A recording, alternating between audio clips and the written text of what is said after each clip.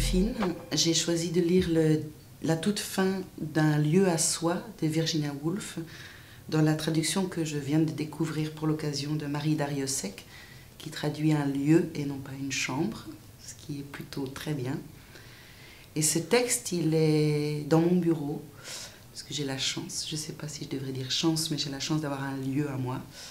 Voilà, je l'ai juste devant moi tous les jours et il me nourrit au quotidien. C'est un texte très important pour moi qui m'aide beaucoup. Je vous ai dit au cours de cette conférence que Shakespeare avait eu une sœur, mais ne la cherchez pas dans la vie du poète par Sir Sidney Lee. Elle est morte jeune. Hélas, elle n'a jamais écrit un mot. Elle gît enterrée là où les omnibus s'arrêtent de nos jours, en face d'Elephant and Castle.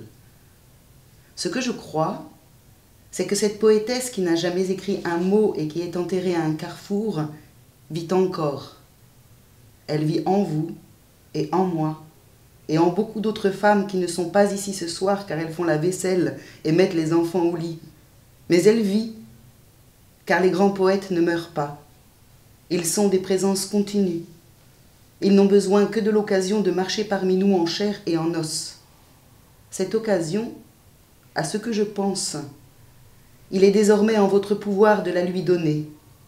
Car ce que je crois, c'est que si nous vivons encore, disons, un siècle, je parle de la vie en commun qui est la vraie vie, et pas des petites vies séparées que nous vivons comme individus.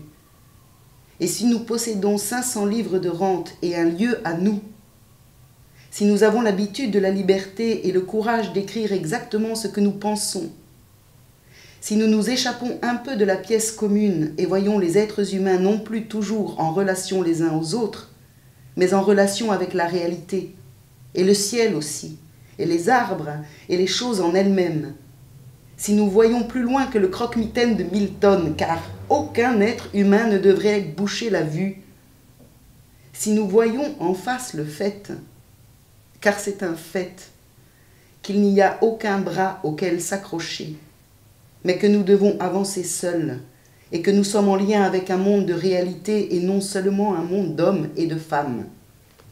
Alors, l'occasion viendra et la poétesse morte qui était la sœur de Shakespeare revêtira ce corps si souvent tombé. Tirant sa vie des inconnus qui l'ont précédée, comme fit son frère avant elle, elle naîtra. Mais nous ne pouvons compter sur sa venue sans cette préparation, sans cet effort de votre part, sans cette détermination qu'une fois revenue à la vie, elle trouve possible de vivre et d'écrire sa poésie, car sinon ce serait impossible.